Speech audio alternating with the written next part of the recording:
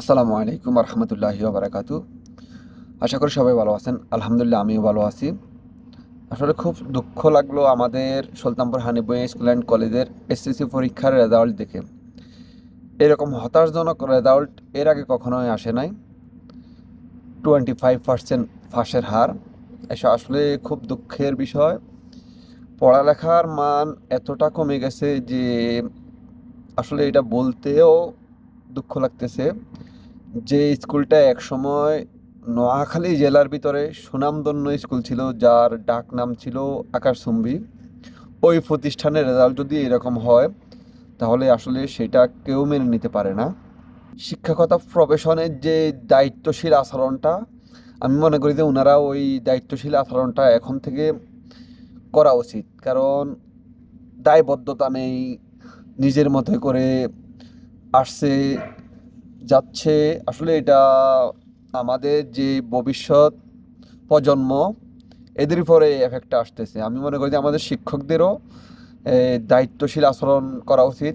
এখন যারা আসছেন দেখতেছি সবাই খেলাধুলা রাজনীতি নিয়ে খুবই ব্যস্ত। আমি মনে করি আপনি আপনার প্রফেশন থেকে আপনি আপনার প্রফেশনাল যে আচরণটা করা দরকার স্টুডেন্টদের সাথে, আপনি ওইভাবে আচরণটা করুন। আর আমাদের গভর্নিং বডির সদস্যদেরকে আমি একটা কথা বলতে চাই, আপনারা শিক্ষকদের সাথে নিয়ে কিভাবে আমাদের স্কুলের পড়ালেখার মান উন্নয়ন করা যায়, কিভাবে ছাত্রছাত্রীদের ডিসিপ্লিনের ভিতরে রাখা যায়, কিভাবে স্কুলের যেই প্রাতিষ্ঠানিক যে বিষয়গুলো অবকাঠামোগুলো উন্নয়ন করা যায়, ওই ধরনের যদি আপনারা কাজ করেন, ইনশাল্লাহ আমি মনে করি যে ভবিষ্যতে আমাদের স্কুলের সুনামটা আবারও ফিরে আসতে পারে। আপনি আমাদের আশেপাশের ইউনিয়নগুলোতে তাকিয়ে দেখেন যে ওই ইউনিয়ন থেকে আমাদের স্কুলে পড়ালেখার জন্য আসতো, এখন ওই ইউনিয়নগুলোতে পড়ালেখার মান যেভাবে বৃদ্ধি পাচ্ছে, তার থেকে এখন যে সুনাম করা school Sultanpur Hanif school and college ছিল, ওখানে এখন মানুষ পড়ালেখা করা তো দূরের কথা, ওই স্কুলের নাম শুনলে মানুষের অনীহা চলে আসে। তা আমি চাই যে আমাদের সকলের, সমাজের, আমাদের শিক্ষকদের, আমাদের গভর্নিং বডির সদস্যদের সবারই আগ্রহ হওয়া উচিত যে কীভাবে আমাদের প্রতিষ্ঠানের উন্নয়ন করা যায়, ওই রকম একটা আলোচনা করে কাজ করা প্রয়োজন।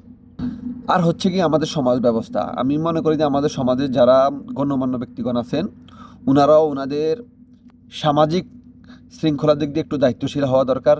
যে আমাদের সমাজে একটা প্রতিষ্ঠান আছে, প্রতিষ্ঠানের কীভাবে উন্নয়ন করা যায়, আমাদের ছেলেফেলেদের কীভাবে সুশিক্ষিত করা যায়, তাদের প্রতি একটু দায়িত্বশীল হওয়া উচিত, তাদের একটু নজর রাখা উচিত।